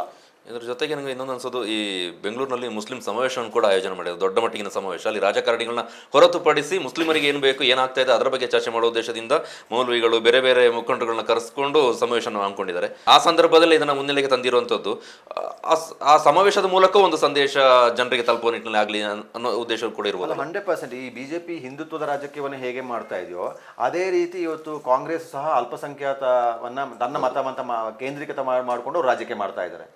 ಇವತ್ತು ಮುಸ್ಲಿಮ್ಸು ಸಹ ಅದೇ ಥರ ವರ್ತಿಸುವಂಥದ್ದು ನೋಡಿದ್ರೆ ನಮ್ಮಿಂದ ಅಧಿಕಾರಕ್ಕೆ ಬಂದಿದ್ದು, ನಾವು ಹೇಳಿದೆಲ್ಲ ಆಗಬೇಕು ಅಂತೇಳಿ. ಇಲ್ಲಿ ನೋಡಿ ಸರ್ಕಾರ ಅದು ತಪ್ಪಾಗುತ್ತೆ. ಧರ್ಮದ ಆಧಾರದಲ್ಲಿ ರಾಜಕೀಯ ಮಾಡೋರು ಎಲ್ಲರೂ ಇದನ್ನು ಅನುಭವಿಸ್ತಾರೆ. ಈಗ ಹಿಂದುತ್ವದ ಆಧಾರದಲ್ಲಿ ಮಾಡುವ ಬಿಜೆಪಿಯವರಿಗೂ ಸಹ ಅದನ್ನು ಅನುಭವಿಸ್ತಾರೆ. ಹಿಂದುತ್ವ ಕಾರಣಕ್ಕಾಗಿ ಅವರು ಸರ್ಕಾರ ಬಂದಿರ್ತಾರೆ. ಯಡಿಯೂರಪ್ಪ ಸರ್ಕಾರ ಹೈಯೆಸ್ಟ್ ಅನುದಾನವನ್ನು ಮುಸ್ಲಿಂ ಸಮುದಾಯಕ್ಕೆ ಕೊಡ್ತಾರೆ. ಹಾಗಾದ್ರೆ ಕೇಳ್ತಾರೆ, ಇವರು ಹಿಂದುತ್ವವನ್ನು ಪ್ರತಿಪಾದಿಸುವ ಬಿಜೆಪಿಯವರು ಮುಸ್ಲಿಮ್ಸ್ಗೆ ಹೆಚ್ಚು ಅನುದಾನ ಕೊಟ್ಟಿದ್ದಾರೆ ಅಂತ. ಇಲ್ಲಿ ಬಜೆಟ್ ಘೋಷಣೆ ಆದಾಗ ಏನು ಹೇಳ್ತಾರೆ, ಸಿದ್ದರಾಮಯ್ಯನವರು ಮುಸ್ಲಿಂ ಓಲೈಕೆ ಮಾಡೋದಕ್ಕೆ ದೊಡ್ಡ ದೊಡ್ಡ ಅನುದಾನವನ್ನು ಕೊಟ್ಟಿದ್ದಾರೆ, ಬೇರೆ ಸಮುದಾಯವನ್ನು ಕಡೆಗಣಿಸಿದ್ದಾರೆ ಅಂತ ಹೇಳ್ತಾರೆ. ಎಲ್ಲ ಭಾಗ್ಯಗಳನ್ನು ಅವರಿಗೆ ಹೆಚ್ಚು ಪರಿಣಾಮಕಾರಿಯಾಗಿ ಅವಕಾಶ ಕೊಟ್ಟಾಗ ಅದನ್ನು ಪ್ರಶ್ನೆ ಮಾಡ್ತಾರೆ. ಮತ್ತೆ ಅದೇ ಸಮುದಾಯ ಹೇಳ್ತಾರೆ ನಮಗೇನು ಮಾಡಿಲ್ಲ ಅಂತ ಹೇಳುತ್ತೆ. ಯಾಕೆಂದರೆ ಧರ್ಮದ ಆಧಾರದಲ್ಲಿ ರಾಜಕೀಯ ಮಾಡುವವರು ಅವರೇ ಅದನ್ನು ಅನುಭವಿಸುವಂಥ ಪರಿಸ್ಥಿತಿ ಬರ್ತಾರೆ, ಬೇರೆ ಯಾರೂ ಅಲ್ಲ. ಅವರಿಗೆ ನಿಮಗೆ ಅಧಿಕಾರಕ್ಕೆ ಬಂದಿರ್ಬೋದು, ಶಾಸಕರುಗಳಿಗೆ ಗೆದ್ದಿರ್ಬೋದು, ಸ್ಥಳೀಯ ಸಂಸ್ಥೆಯಲ್ಲಿ ನೀವು ಗೆಲ್ಬೋದು. ಅಥವಾ ಇವತ್ತು ಚುನಾವಣೆ ಏನಾಗಿದೆ, ಎಲ್ಲವೂ ಜಾತಿಯ ಆಧಾರದಲ್ಲೇ, ಧರ್ಮದ ಆಧಾರದಲ್ಲೇ ಇವತ್ತು ಸಮೀಕರಣ ಮಾಡುವಂಥದ್ದು, ಜಾತಿ ವಿಭಜನೆ ಮಾಡಿ, ಧರ್ಮ ವಿಭಜನೆ ಮಾಡಿ, ಅಥವಾ ಧರ್ಮದ ಮತಗಳನ್ನ, ಜಾತಿಯ ಮತಗಳನ್ನು ಸೆಳೆಯುವಂಥವರಿಗೆ ಇವತ್ತು ಚುನಾವಣೆ ಅವಕಾಶ ಕೊಡುವಂಥದ್ದಕ್ಕೆ ಬಂದಾಗನೇ ಸಹಜವಾಗಿ ಅದು ಆಗುತ್ತೆ. ದಾವಣಗೆರೆ ವಿದ್ಯಮಾನ ನಂತರ ನಡೆದಿರುವಂಥ ವಿದ್ಯಮಾನವೂ ಸಹ ಇದೇ ಕಾರಣ. ನೀವು ಹೇಳಿದಾಗೆ ಎಲ್ಲರೂ ಮುಸ್ಲಿಮ್ಸು ಅದೇನೈತೆ ಇವತ್ತು ಕಾಂಗ್ರೆಸ್ನೇ ಟಾರ್ಗೆಟ್ ಮಾಡಿ ಅವ್ರು ಕೇಳ್ತಿರುವಂಥದ್ದು. ಯಾಕೆಂದರೆ ಅಲ್ಲೂ ಸಹ ಏನಿರುತ್ತೆ ಅಂದರೆ ಈ ಜಮೀರ್ ಅಹಮದ್ ಅವರ ಬೆಳೀತಿರುವ ವೇಗನೂ ಅದಕ್ಕೆ ಒಂದು ಕಾರಣ ಅಂತ ಅಂದ್ಕೊಳ್ತೀನಿ. ಒಂದು ಹಂತದಲ್ಲಿ ದಾವಣಗೆರೆ ವಿಚಾರ ಬಂದಾಗನೇ ಅವರು ಕುಮಾರಸ್ವಾಮಿ ಒಟ್ಟಿಗೆ ಮಾತಾಡಿದ್ದಾರೆ, ಅವರು JDSಗೆ ಹೋಗ್ತಾರೆ ಅಂತ ಹೇಳುವಂಥ ಚರ್ಚೆಗಳು ನಡೀತಾರೆ. ಅದನ್ನು ಇಬ್ಬರು ಕುಮಾರಸ್ವಾಮಿ ನಿರಾಕರಣೆ ಮಾಡಿದ್ದಾರೆ, ಜಮೀರ್ ಅಹಮದ್ ಅವರು ನಿರಾಕರಣೆ ಮಾಡಿದ್ದಾರೆ. ಆದರೆ ಆ ಒಂದು ಚಿಂತನೆ ಹರಿಯ ಬಿಡುವಂತಾಗಿತ್ತು. ಬಹುಶಃ ಅವ್ರನ್ನ ಕಾಂಗ್ರೆಸ್ನ ತೆಗೆದ್ರೆ ಬೇರೆ ಆಲ್ಟರ್ನೇಟಿವ್ ಏನು ಮಾಡಬೇಕಾಗಿತ್ತು, ಅಥವಾ ಅವರು ಒಂದು ಪಕ್ಷ ಕಟ್ಟಬೇಕಿತ್ತು. ಆ ಪಕ್ಷದಿಂದ ಏನು ಇಂಡಿವಿಜುವಲ್ ಆಗಿ ಪಕ್ಷ ಕಟ್ಟಿ ಕರ್ನಾಟಕದಲ್ಲಿ ಮತ್ತೊಂದು ಪ್ರಾದೇಶಿಕ ಪಕ್ಷವನ್ನು JDS HD ದೇವೇಗೌಡ ಅವರು ಪಕ್ಷ ಕಟ್ಟಿದ ಹಾಗೆ ಮತ್ತೊಬ್ಬರಿಗೆ ಇವತ್ತು ಇಲ್ಲಿ ಪರಿಣಾಮಕಾರಿಯಾಗಿ ಉಳಿಯಕ್ಕೆ ಸಾಧ್ಯ ಆಗಲಿಲ್ಲ. ಪ್ರಬಲವಾದಂಥ ಜಾತಿಯ ಬೆಂಬಲ ಇದೆ ಅಂತ ಯಡಿಯೂರಪ್ಪನವರಿಗೆ KJP ಕಟ್ಟಿ ಅವರಿಗೆ ದೊಡ್ಡ ಇದು ಮಾಡೋಕ್ಕಾಗಲ್ಲ. ಅದು BJPನ ಸೋಲಿಸೋಕ್ಕೆ ಸಾಧ್ಯ ಆಯಿತು ಅಷ್ಟೇ. ಅವರಿಗೆ ಬಂಗಾರಪ್ಪನವರಿಗೂ ಅದು ಸಾಧ್ಯ ಆಗಲಿಲ್ಲ, ಡಾಕ್ಟರ್ ವಿಜಯ ಶಂಕೇಶ್ವರ ಅವರಿಗೂ ಸಾಧ್ಯ ಆಗಲಿಲ್ಲ, AK ಸುಬ್ಬೇರವರಿಗೂ ಸಾಧ್ಯ ಆಗಲಿಲ್ಲ. ಇಂಡಿವಿಜುವಲ್ ಕೆಪಾಸಿಟಿ ಇದ್ದರೂ ಸಹ ಇಡೀ ತಳಮಟ್ಟದಿಂದ ಪಕ್ಷವನ್ನು ಕಟ್ಟಿ ಅಧಿಕಾರಕ್ಕೆ ತರುವಷ್ಟು ಸಾಧ್ಯ ಆಗಲಿಲ್ಲ. ಬಂಗಾರಪ್ಪನವರಿರ್ಬೋದು, ಯಡಿಯೂರಪ್ಪನವರಿರ್ಬೋದು, ಅವರು ಪ್ರತಿನಿಧಿಸಿದಂಥ ಪಕ್ಷವನ್ನು ಅಧಿಕಾರದಿಂದ ತಪ್ಪಿಸೋ ಕೆಲಸವನ್ನು ಅಷ್ಟೇ ಮಾಡಿದರು. ಇವತ್ತು ಮುಸ್ಲಿಮ್ಸ್ಗಳಿಗೂ ಸಹ ನನಗೆ ಅನಿಸುವಂಥದ್ದು, ಮುಸ್ಲಿಮ್ಸ್ಗಳು ಸಹ ಒಂದು ವ್ಯಾಪ್ತಿ ಮೀರಿ ಬಿಹೇವ್ ಮಾಡೋದಕ್ಕೆ ಕಾಣ್ತಾ ಇದ್ದಾರೆ. ಎಲ್ಲವೂ ನಮಗೆ ಆಗಬೇಕು ಅಂತ ಹೇಳೋದನ್ನು ಬಯಸ್ತಾ ಇದ್ದಾರೆ. ಈಗ ನಾನು ಅದಕ್ಕೆ ಹೇಳಿದೆ, ಬಜೆಟ್ ಘೋಷಣೆ ಆದಾಗ ಏನು ಚರ್ಚೆ ಆಯಿತು, ಬಹುತೇಕ ಸೋಷಿಯಲ್ ಮೀಡಿಯಾಗಳಲ್ಲಿ ಚರ್ಚೆ ನೋಡಿ ಮುಸ್ಲಿಮ್ಸ್ಗೆ ಎಲ್ಲ ಕೊಟ್ಟಿದ್ದಾರೆ ಅಂತ ಹೇಳೋದು ಚರ್ಚೆ ಆಯಿತು. ಇವರು ಅದನ್ನು ಸ್ವೀಕಾರ ಮಾಡೋಕ್ಕೆ ರೆಡಿ ಇಲ್ಲ. ನೀವು ಅವರು ಟೀಕೆ ಮಾಡೋ ಬಳಸಿದೆ, ಕಾಂಗ್ರೆಸ್ ಸರ್ಕಾರದ ಮೇಲೆ ಬಳಸಿದೆ, ಎಲ್ಲವೂ ಮುಸ್ಲಿಮ್ಸ್ ಸಮುದಾಯ ಕೊಟ್ಟರೆ ನಮಗೇನು ಇಲ್ಲ, ಯಾರಿಗೆ ಕೊಡ್ತಿಲ್ಲ ಅಂತ. ಆದರೆ ಅವರಿಗೆ ಸಮಾಧಾನ ಅಂತ ಹೇಳುವಂಥದ್ದಿಲ್ಲ. ಅಥವಾ ಅಲ್ಪಸಂಖ್ಯಾತ ಸಮುದಾಯದಲ್ಲಿ ಬಂದಾಗ ಕೇವಲ ಮುಸ್ಲಿಮ್ಸ್ ಮಾತ್ರ ಇವತ್ತು ಸದುಪಯೋಗ ಪಡಿಸ್ಕೊಳ್ತಾರೆ, ಬೇರೆ ಸಮುದಾಯದನ್ನ ಇಲ್ವೇ ಇಲ್ಲ. ಅಲ್ಪಸಂಖ್ಯಾತ ರಾಜ್ಯದಲ್ಲಿ ಮುಸ್ಲಿಂ ಅಂತ ಹೇಳುವಂಥ ಮನಸ್ಥಿತಿ ಒಳಗೂ ಸಹ ಇದೆ. ಒಂದು ತನ್ನವನ್ನು ಬೆಂಬಲಿಸುವ ಪಕ್ಷವೂ ಸಹ ಅಥವಾ ಪಕ್ಷಕ್ಕೂ ಸಹ ಸಮಾಧಾನಕರವಾಗಿಲ್ಲ. ಎರಡು ಕಡೆಗೂ ತೃಪ್ತಿ ಇಲ್ಲದಾಗಿ ಕಾಣ್ತಾ ಇದೆ. ಬಹುಶಃ ಇದು ದಾವಣಗೆರೆ ಬೈ ಎಲೆಕ್ಷನ್ ಇಂದ ಅದು ಮುಂದುವರೆದ ಭಾಗವಾಗಿ ತೆಗೆದುಕೊಂಡು ಹೋಗ್ತಿರುವಂಥದ್ದು. ಬಹುಶಃ ಡೈವರ್ಟ್ ಮಾಡೋಕ್ಕಾಗಿ ಕಾರಣಕ್ಕಾಗಿಯೂ ಈ ವಿಚಾರವನ್ನ ಮುನ್ನೆಲೆಗೆ ತಂದಿರುವಂತ ಸಾಧ್ಯತೆ ಇದೆ. ಏಕಾಏಕಿ ಈ ವಿಚಾರವನ್ನು ತೆಗೆದುಕೊಳ್ಳುವಂತ ಬರುವಂತ ಅವಕಾಶಗಳು ಅವಶ್ಯಕತೆಗಳು ಇರಲಿಲ್ಲ. ವಿದ್ಯಾಸಂಸ್ಥೆಗಳು ತಣ್ಣಗಾಗಿದ್ದಾನೆ. ವಿದ್ಯಾಸಂಸ್ಥೆಗಳನ್ನು ಇವತ್ತು ಒಂದು ಸಂಘರ್ಷಕ್ಕೆ, ಶೈಕ್ಷಣಿಕ ವರ್ಷ ಸಂಘರ್ಷದ ಮೂಲಕವೇ ಪ್ರಾರಂಭ ಆಗುವಂಗೆ ಆಗುತ್ತೆ. ಏನು ಈಗ ಕೇಸರಿ ಸಾಲು ಧರಿಸಬೇಕು, ಹಿಜಾಬ್ ಧರಿಸಬಾರದು ಅಂತ ಹೇಳಿದಂಥ ರಘುಪತಿ ಭಟ್ ಅವರು ಏನು ಶಾಸಕರಾಗಿ ಆಯ್ಕೆ ಆದ್ರ? ಅವ್ರ ರಾಜ್ಯಕ್ಕೆ ಮುಗಿಯಿತು, ಅವ್ರ ರಾಜ್ಯಕ್ಕೆ ಅವ್ರ ಅವಕಾಶವೇ ಮುಗಿಯಿತು. ಏನಾಯಿತು ಅದರಿಂದ? ಏನು ಪ್ರಯೋಜನ ಏನಾಯಿತು ಅದರಿಂದ? ಬಿಜೆಪಿಗೆ ಎಷ್ಟು ಲಾಭ ಆಯಿತು ಏನೋ ಗೊತ್ತಿಲ್ಲ. ಬಹುಶಃ ವಿದ್ಯಾರ್ಥಿಗಳನ್ನು ಈ ವಿಚಾರದಲ್ಲಿ ಇಟ್ಟುಕೊಂಡು ತಾರತಮ್ಯದ ಮನಸ್ಸುಗಳನ್ನು ಮಾಡುವಂತ ಇರ್ಬೋದು. ಈಗ ನಾಳೆ ಹಿಜಾಬ್ ಧರಿಸಿ ಬರುವವ್ರನ್ನ ಒಂದು ನೋಡೋ ದೃಷ್ಟಿಯೇ ಕೆಟ್ಟದಾಗಿ, ಅವರೇನೋ ದೊಡ್ಡದು ಕೆಟ್ಟದಾಗಿ ಅವ್ರನ್ನ ಬಿಂಬಿಸುವಂಥದ್ದಾಗಲಿ ನೋಡುವಂಥದ್ದಾಗಲಿ ಇದು ಮನಸ್ಸುಗಳನ್ನು ಕಲುಷಿತಗೊಳಿಸುತ್ತೆ ಅಂತ ಅನಿಸ್ತದೆ. ನಮ್ಮ ಕೊನೆಯದಾಗಿ ಸರ್ಕಾರ ಇದನ್ನ ಆದೇಶವನ್ನು ಜಾರಿಗೆ ತರುವ ಸಂದರ್ಭದಲ್ಲಿ ಕೂಡ ಯೋಚನೆ ಮಾಡಿರುತ್ತೆ. ಜಾರಿ ಆದ ನಂತರ ಏನಾಗುತ್ತೆ, ಸಂಘರ್ಷ ಏನಾಗ್ಬೋದು, ಪ್ರತಿಪಕ್ಷದ ನಡೆ ಏನಾಗಿರ್ಬೋದು, ಒಂದು ವೇಳೆ ಕೋರ್ಟಿಗೆ ಹೋದಂಥ ಸಂದರ್ಭದಲ್ಲಿ ಅಲ್ಲಿ ಯಾವ ರೀತಿಯಾದ ಬೆಳವಣಿಗೆ ಆಗ್ಬೋದು ಎಲ್ಲವನ್ನು ಕೂಡ ಯೋಚನೆ ಮಾಡಿರ್ತಾರೆ. ಈಗ ಸದ್ಯಕ್ಕೆ ಈ ಹಿಂದಿನ ಆದೇಶದ ಬಗ್ಗೆಯೂ ಕೂಡ ಕೋರ್ಟ್ನಲ್ಲಿ ಇರೋ ಕಾರಣಕ್ಕಾಗಿ ಈ ವಿಚಾರವು ಕೋರ್ಟಿಗೆ ಹೋದಂಥ ಸಂದರ್ಭದಲ್ಲಿ ಮುಂದೆ ಏನಾಗುತ್ತೆ ಅಂತ ಹೇಳೋಕ್ಕಾಗೋದಿಲ್ಲ. ನ್ಯಾಯಾಲಯದ ವಿಚಾರ ಆಗೋದ್ರಿಂದ ಹೆಚ್ಚು ಮಾತಾಡಲ್ಲ. ಅವರಿಗೆ ಸರ್ಕಾರಕ್ಕೆ ಕೋರ್ಟಿಗೆ ಹೋಗಿ ತಡೆದ್ರೆ ಒಳ್ಳೇದು ಅಂತ. ಈಗ ನೋಡಿ, ಕಳೆದ ಸಲ ಕಾಂಗ್ರೆಸ್ ಚುನಾವಣೆ ಪ್ರಣಾಳಿಕೆ ಸಂದರ್ಭದಲ್ಲಿ ನಾವು ಬಜರಂಗ ದಳವನ್ನು ನಿಷೇಧ ಮಾಡ್ತೀವಿ ಅಂತ ಹೇಳಿದ್ರು, ಪ್ರಣಾಳಿಕೆ ಸೇರಿಸಿದ್ರು. ನೀವಲ್ಲಿ ಏನು ಉದ್ದೇಶ ಹೇಳ್ತಾರೆ? ನೀವು ಹೇಳುವಾಗ ಏನಂತ ಹೇಳಬೇಕು, ಸಮಾಜಘಾತುಕವಾಗಿರುವಂಥ ಎಲ್ಲ ಸಂಘಟನೆಗಳನ್ನ ನಿಷೇಧ ಮಾಡ್ತೀನಿ ಅಂತ ಹೇಳಿದ್ರೆ ನಿಮ್ಗೊಂದು ಅರ್ಥ ಇರ್ತದೆ. ಬಜರಂಗ ದಳವನ್ನೇ ಮುಟ್ಟಿ ಹೇಳುವ ಉದ್ದೇಶ ಏನಿರ್ತದೆ? ಅಲ್ಲೂ ಸಹ ಮುಸ್ಲಿಂ ಸಮುದಾಯದ ಮತಗಳನ್ನು ಸೆಳೆಯುವ ಉದ್ದೇಶ ಇರುತ್ತೆ. ಒಂದು ಸಂಘಟನೆ ಯಾವ ಆಧಾರದಲ್ಲಿ ನೀವು ಮಾರ್ಕ್ ಮಾಡಿದ್ರಿ? ಇವತ್ತು ಬಜರಂಗ ದಳವನ್ನು ನೀವು ನಿಷೇಧ ಮಾಡಿದ್ರೆ ಪ್ರಣಾಳಿಕೆ ಹೇಳಿದಾಗೆ ನಿಮಗೆ ಮುಸ್ಲಿಂ ಮತಗಳನ್ನು ಸಮೀಕರಣ ಮಾಡುವ ಉದ್ದೇಶವಿತ್ತೇ ಬಿಟ್ಟರೆ ಅದು ಹೆಚ್ಚು ಚರ್ಚೆ ಆಯಿತು. ನೀವು ಕಾಂಗ್ರೆಸ್ ಕೊಟ್ಟ ಚುನಾವಣೆ ಪ್ರಣಾಳಿಕೆ ಸಂದರ್ಭದಲ್ಲಿ ಕೊಟ್ಟ 5 ಭಾಗ್ಯಗಳೊಟ್ಟಿಗೆ ಹೆಚ್ಚು ಚರ್ಚೆ ಆಗಿದೆ ಬಜರಂಗ ದಳದ ನಿಷೇಧ ವಿಚಾರಕ್ಕೆ ಸಂಬಂಧಪಟ್ಟಾಗೆ. ಇವತ್ತು ಕಾಂಗ್ರೆಸ್ ಮುಖಂಡರುಗಳೇ ಇವಾಗ ಹೇಳ್ತಾ ಇದ್ದಾರೆ, ಇವತ್ತು ಬಿಜೆಪಿಗೆ ಒಂದು ಅಸ್ತ್ರವನ್ನ ಸರ್ಕಾರವೇ ಕೊಟ್ಟಿದೆ ಅವರಿಗೆ, ಇದು ಬೇಡ ಇತ್ತು ಅಂತ ಹೇಳುವಂತ ಹೇಳ್ತಿದ್ದಾರೆ. ಮುಸ್ಲಿಂ ಪ್ರಾಬಲ್ಯ ಇರುವ ಕ್ಷೇತ್ರಗಳಲ್ಲಿ ಖುಷಿಯಾಗಿರ್ಬೋದು, ಅಲ್ಲಿಯ ಜನಪ್ರತಿನಿಧಿಗಳಿಗೆ ಅಥವಾ ಅಲ್ಲಿ ಚುನಾವಣೆ ಎದುರಿಸಬೇಕು ಅಂತ ಹೇಳಿದ್ರೆ. ಸೂಕ್ಷ್ಮವಾಗಿರುವಂಥ ಕ್ಷೇತ್ರಗಳಲ್ಲಿ ಬಹಳ ಭಯ ಸ್ಟಾರ್ಟ್ ಆಗಿದೆ. ಯಾಕೆ ಬೇಕಿತ್ತು ಇಂಥ ಸಂದರ್ಭದಲ್ಲಿ? ಈಗ ಗ್ಯಾರಂಟಿ ಅನುಷ್ಠಾನ ಕಾರಣಕ್ಕಾಗಿ ಹೆಚ್ಚಿನ ಪಾಲ ಅನುದಾನ 70,000 ಕೋಟಿ ಅನುದಾನ ಇವತ್ತು ಗ್ಯಾರಂಟಿಗೆ ಹೋಗ್ತಾ ಇದೆ. ಇವನ್ ರಿಜಿಸ್ಟ್ರೇಷನ್ ಮದ್ಯದ ವಿಚಾರಗಳಲ್ಲಿ ಅಷ್ಟೇ ತೆರಿಗೆ ನಿಮಗೆ ವಸೂಲಿ 1 ಪೈಸೆ ಹೆಚ್ಚಿದ್ರೆ ಜನ ದಂಗೆ ಹೇಳ್ತಾರೆ. ಇವತ್ತು 1 ರೂಪಾಯಿ ನಿಮಗೆ ಏನಾದ್ರು ಏರಿಸಿದ್ರೆ ಜನ ಬಿಡೋಲ್ಲ. ಆದರೆ ಪಾಪ ಮದ್ಯಪ್ರಿಯರು ಮಾತ್ರ ಅವ್ರು ಏನು ಪ್ರಶ್ನೆ ಮಾಡೋಕ್ಕಾಗಲ್ಲ. ಕುಡುಕರಿಗೆ ಮಾತ್ರ ಪ್ರಶ್ನೆ ಮಾಡೋ ಅಧಿಕಾರ ಇಲ್ಲ, ಯಾಕೆಂದ್ರೆ ಕೇಳಿದ್ರೆ ಅವ್ರಿಗೆ ಯಾರು ಬೆಂಬಲ ಕೊಡೋರಿಲ್ಲ. ಹಾಗಾಗಿ ನೀವು ಎಷ್ಟು ಪರ್ಸೆಂಟ್ ಏರಿಸ್ತಾ ಹೋಗಿ 20% ವಾರಕ್ಕೆ ಒಂದ್ಸಲ ಏರಿಸಿದ್ರು ಅವ್ರೇನು ಕೇಳಬಾರಲ್ಲ. ಶಾರ್ಟೇಜ್ ಆಯಿತು ತಕ್ಷಣಕ್ಕೆ ಬರೋದಿಲ್ಲ. ಫಸ್ಟ್ ತೆರಿಗೆವರೆಗೆ ಅವರಿಗೆ ಎಲ್ಲ ಭಾಗ್ಯಗಳ ಕೊಡುಗೆದಾರರು ಅವರೇ. ನೀವು ಯಾವ್ದು ಕೊರತೆಯೂ ಆಗೋದಿಲ್ಲ. ನೀವು ಅವರು ಏರಿಸಿದ ಕಾರಣಕ್ಕಾಗಿ ಏನಾದರೂ ಕುಡಿಯುವ ಪ್ರಮಾಣ ಕಮ್ಮಿ ಆಗಿದೆಯಾ? ಏನು ಕಮ್ಮಿ ಆಗಿಲ್ಲ. ಅವರ ಆದಾಯ ಯಾವ ಕಾರಣಕ್ಕೂ ಕಡಿಮೆ ಆಗಿಲ್ಲ. ಎಲ್ಲದು ಅದು ದರ ಏರಿಸಿದ್ದಾರೆ 20% ಏರಿಕೆ ಕಾರಣಕ್ಕಾಗಿ ಆಗಿದೆ ಅಂತ ಹೇಳೋದು ಎಲ್ಲೂ ಕಾಣಲಿಲ್ಲ. ರಿಯಲ್ ಎಸ್ಟೇಟ್ ಮತ್ತು ಈ ಕುಡುಕರು ಇಬ್ಬರೇ ಇಡೀ ಸರ್ಕಾರವನ್ನು ನಡೆಸುವಂಥ ಪರಿಸ್ಥಿತಿ ಬಂದಿದೆ. ಆದರೆ ಆರ್ಥಿಕ ದಿವಾಳಿತನಕ್ಕೆ ಅದು ನಾಂದಿ ಆಗುತ್ತೆ, ಮತ್ತು ಸಮಸ್ಯೆಗಳಾಗುತ್ತೆ. ನಿಮಗೆ ವಾಪಸ್ ತೆರಿಗೆ ಅದನ್ನು ಬರೆಸದೇ ಹೋದರೆ ಅದು ಭವಿಷ್ಯದಲ್ಲಿ ವ್ಯತಿರಿಕ್ತ ಪರಿಣಾಮಗಳಿಗೆ ಕಾರಣ ಆಗುತ್ತೆ. ಆಡಳಿತ ವ್ಯವಸ್ಥೆಯನ್ನು ಭಾಳ ಸೂಕ್ಷ್ಮವಾಗಿ ಮಾಡ್ಕೊಳ್ಬೇಕು. ಜನ ಸೆಳೆಯುವ ಕಾರಣಕ್ಕಾಗಿ ಎಲ್ಲವನ್ನ ಒಂದು ಅರ್ಥಪೂರ್ಣ ಇಲ್ಲದ ಯೋಜನೆಗಳನ್ನ ಜಾರಿಗೆ ಆ ಕ್ಷಣದ ಅಥವಾ ಆ ವರ್ಷಗಳಲ್ಲಿ ನಿಮಗೆ ಖುಷಿ ಅನ್ನಿಸ್ಬೋದು. ಅದಕ್ಕೆ ಪೂರಕವಾದಂಥ ಆದಾಯ ಬರುವಂಥದ್ದು ಅಥವಾ ಬಳಕೆ ಆದರೆ ಎರಡನ್ನೂ ನೋಡ್ಕೊಳ್ಳದೆ ಹೋದರೆ ಸರ್ಕಾರ ಇಡೀ ಆಡಳಿತ ವ್ಯವಸ್ಥೆ ಮೇಲೆ, ಇಡೀ ಸಮಾಜದ ಮೇಲೆ, ಆರ್ಥಿಕ ವ್ಯವಸ್ಥೆ ಮೇಲೆ ಹೊಡೆತಾಗಿದೆ. ಅದನ್ನೆಲ್ಲ ಇವತ್ತು ಪಾಕಿಸ್ತಾನ, ಶ್ರೀಲಂಕಾ ದೊಡ್ಡ ಪ್ರಮಾಣದಲ್ಲಿ ಅದನ್ನು ಅನುಭವಿಸ್ತಿರೋದು. ಅಫಘಾನಿಸ್ತಾನ, ಈ ದೇಶಗಳೆಲ್ಲ ದಿವಾಳಿತನ ಆಗಿರೋ. ಇವನ್ ಬಾಂಗ್ಲಾದೇಶ ಅದೇ ಪರಿಸ್ಥಿತಿ ಬಂದಿರುವಂಥದ್ದಾಗಿದೆ. ಆ ಎಚ್ಚರಿಕೆ ನಮ್ಮ ಸುತ್ತಮುತ್ತಲ ನೆರೆ ರಾಷ್ಟ್ರದಲ್ಲೇ ಆ ಕೊರತೆಗಳನ್ನು ಕಾಣ್ತಾ ಇದೆ. ಅದನ್ನು ಸಹ ಸರ್ಕಾರಗಳು ಯೋಚನೆ ಮಾಡ್ಕೊಳ್ಬೇಕಾಗುತ್ತೆ. ಸರ್ಕಾರ ಈ ನ್ಯಾಯಾಲಯಕ್ಕೆ ಹೋದಂಥ ಸಂದರ್ಭದಲ್ಲಿ ಅಲ್ಲಿ ಸ್ಟೇ ಸಿಕ್ಕಿದ್ರೆ ಇಲ್ಲಿ ಹೊರಗಡೆ ಹೇಳ್ಕೋಬೋದು, ನಾವು ನಮ್ಮ ಕೆಲಸವನ್ನು ಮಾಡಿದ್ದೇವೆ, ಅಲ್ಲಿ ಬಂದಿದೆ, ಅದು ನಮ್ಮ ಕೈಲಿಲ್ಲ ಅನ್ನುವಂಥ ಮಾತನ್ನು ಹೇಳ್ತಾ ಕೈ ತೊಳೆಯುವಂತಹ ಪ್ರಯತ್ನವೂ ಯೋಚನೆ ಕೂಡ ಬಂದಿರ್ಬೋದು. ನೋಡೋಣ ಮುಂದೆ ಯಾವ ರೀತಿಯಿಂದ ಬೆಳವಣಿಗೆ ಆಗಿದೆ. ಯಾಕೆ ಇನ್ನು ಕೆಲವು ದಿನ ಮಾತ್ರ ಬಾಕಿ ಇರುವಂಥದ್ದು ಶಾಲೆಗಳ ಆರಂಭಕ್ಕಾಗಿ. ಹಾಗಾಗಿ ಆ ಸಂದರ್ಭದಲ್ಲೇ ಈ ವಿಚಾರ ಮುನ್ನೆಲೆಗೆ ಬಂದಿರೋದು, ಚರ್ಚೆಗೆ ಕಾರಣ ಆಗಿರೋದು. ರಾಜಕೀಯ ಆಡಳಿತ ಪ್ರತಿಪಕ್ಷಗಳ ನಡೆ ಮುಂದೆ ಯಾವ ರೀತಿ ಇರುತ್ತೆ, ಚಟಪಟಿ ಸಹಜವಾಗಿ ಇದ್ದಿದ್ದೆ. ನೋಡೋಣ. ಈ ಕಾರ್ಯಕ್ರಮವನ್ನು ನೋಡಿದ್ದಕ್ಕಾಗಿ ನಿಮಗೆ ಥ್ಯಾಂಕ್ ಯು. ಕುಟುಂಬರೇ ಚರ್ಚೆಯಲ್ಲಿ ಪಾಲ್ಗೊಂಡಿದ್ದಕ್ಕೆ ಧನ್ಯವಾದ. ನೀವೇನೋ ಫಸ್ಟ್ ಟೈಮ್ ನಮ್ಮನ್ನು ಸಬ್ಸ್ಕ್ರೈಬ್ ಮಾಡ್ಕೊಳ್ಳಿ. ಸಬ್ಸ್ಕ್ರೈಬ್ ಮಾಡದೆ ನೋಡ್ತಾ ಇದ್ರೆ ಹಾಗೆ ಇನ್ಸ್ಟಾಗ್ರಾಮ್, ಫೇಸ್ಬುಕ್ನಲ್ಲೂ ಫಾಲೋ ಮಾಡ್ಕೊಳ್ಳಿ ಅಂತ ಹೇಳ್ತಾ, ಈ ವಿಚಾರವಾಗಿ ನಿಮ್ಮದೇನಾದರೂ ಅನಿಸಿಕೆ, ಅಭಿಪ್ರಾಯ ಇದ್ದರೆ ಅದನ್ನು ಕಮೆಂಟ್ನಲ್ಲಿ ತಿಳಿಸಿ ಅಂತ ಹೇಳ್ತಾ ಈ ಎಪಿಸೋಡ್ನ ಮುಗಿಸ್ತಾ ಇದ್ದೇವೆ. ಎಲ್ಲರೂ ಕ್ಷಮವಾಗಿರಿ. Thank you.